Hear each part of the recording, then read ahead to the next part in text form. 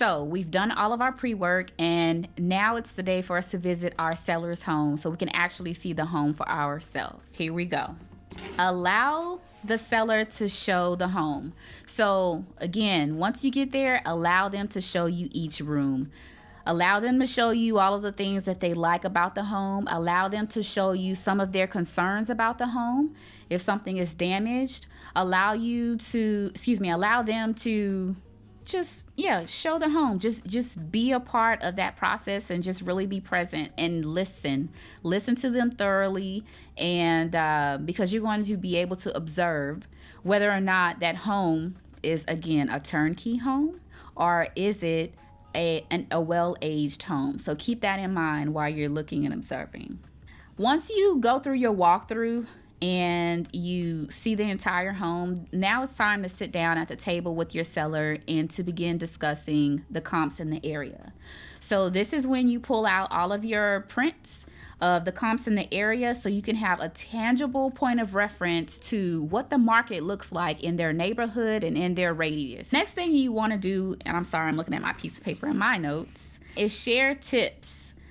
Now, I said this on the last video, but we want to make sure that we manage the process and not manage people, right? So this is their home, and we're going to thoroughly explain what the process is and what's required for us to execute and win. So talk in terms of a teamwork and partnership, and that's what you're building, right? So this is a home possibly that's near and dear to their heart. They've probably raised kids here, and this is a milestone. This is a transition for them. So you want to be a part of that partying process. So build a rapport on that foundation and being understanding and listening, right? So again, encourage a partnership and teamwork effort.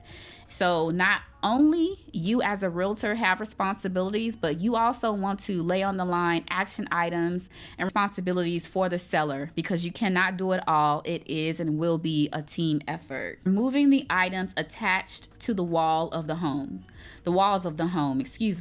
So especially when it comes to mounted TVs, I experienced this myself. I didn't know any better, and this was prior to me even being a realtor. But any of the mounts on the walls for TVs, they have to stay. But this is also that time in that conversation for you to talk to your seller and say, hey, if there's anything that you want to keep, instead of us having to exclude those items, and before our buyers come and look in the home, now's the time to remove it from that wall. And then also now's the time to clearly list specifically the items that will not be staying and will not be included in that sale, because legally we have to write up a document to exclude those items, right? So this is that time. These are these action items that you're handing over for your seller before we can draft up and list this home. The next thing is to importantly discuss that seller's disclosure. So in my last video, I did discuss the seller's disclosure, the importance behind it, and how it is a legal document. I cannot stress how much it is important for your seller to be as transparent as possible about the health of that home. So anything that they know has been documented, they might as well share as much knowledge as possible. They don't have to go into extreme details, because it still is the due diligence of the buyer to do their thorough homework. But you want to leave a nugget to let them know, hey, there has been a flood here. Hey, the roof has or has not been done. You do not want to mislead anyone, because if that is the case, if that home is sold, your buyer can turn around and sue the seller even after the home has been sold for misrepresentation. And they can possibly get up to 3 times the amount, if that's the case, in reward. So if there's a class action lawsuit, whatever information that you know about that home, disclose it and explain it as such to your seller.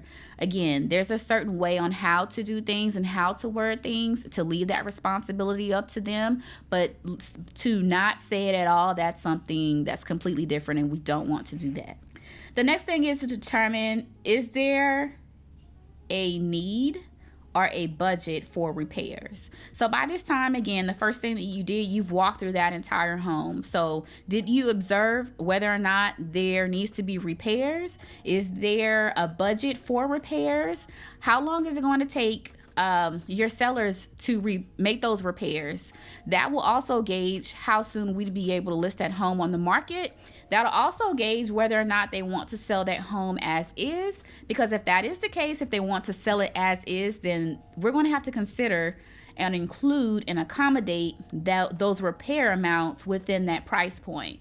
Or it could be a negotiation piece that can be brought up once the home is on the market by the buyers. So these are things to keep in mind.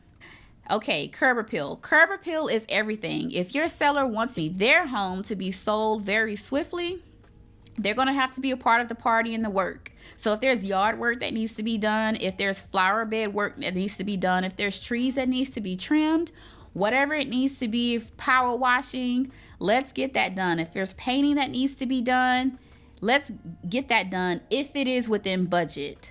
But remember, curb appeal is everything, and that's also going to be a part of our pre-party of taking our pictures for picture day for the home, and it's going to be extremely helpful. So explain the importance behind that curb appeal. So if we can come up with the date, allow them time to do all their home improvements, then we can get the day schedule for picture day. And again, just explain the importance behind it, because that is a make or break. If we can get the buyers to the home and attract them there, and if the home is a quality home, it'll make all of our jobs easy. Prepping for picture day expectations. We want to make sure that any personal pictures are off the wall.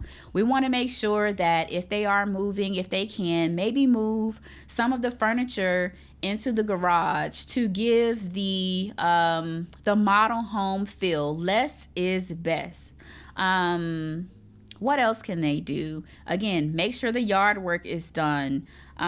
Just make sure the home is clean. If the carpet needs to be shampooed, let's make sure that the carpet is shampooed. If they have a handyman that's going to come and paint those walls, let's make sure that the walls are painted.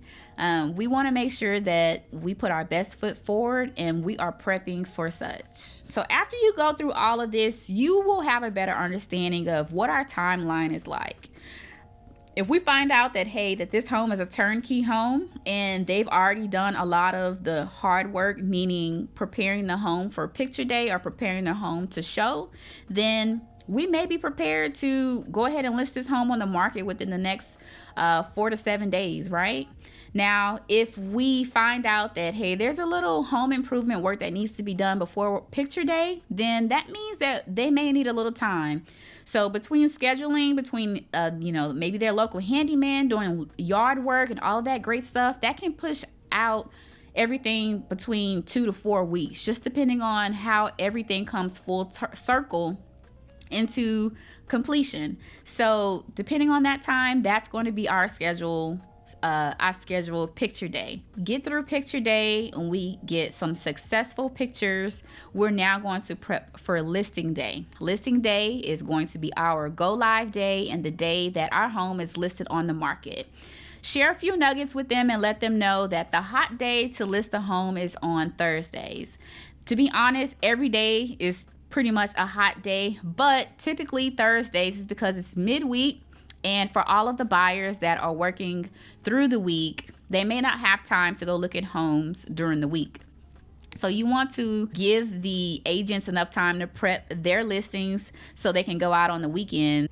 Now, keep in mind, the point of me mentioning listing the home on a Thursday is to actually not waste days on the market.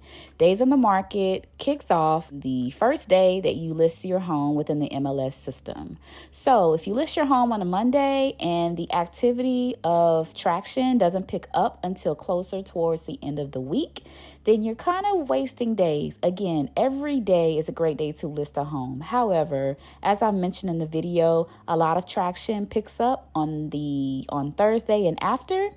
And also keep in mind that days on the market, that is a part of the psychology of real estate. So the closer you get to 30 days, Some consumers may be questioning as to why that home is still on the market. So just be conscious on when and how you list your home, because when the home goes live, so does your day on the market count. These are just some of the nuggets that you can share with your seller, because we're just trying to bring a visual of expectations for both parties.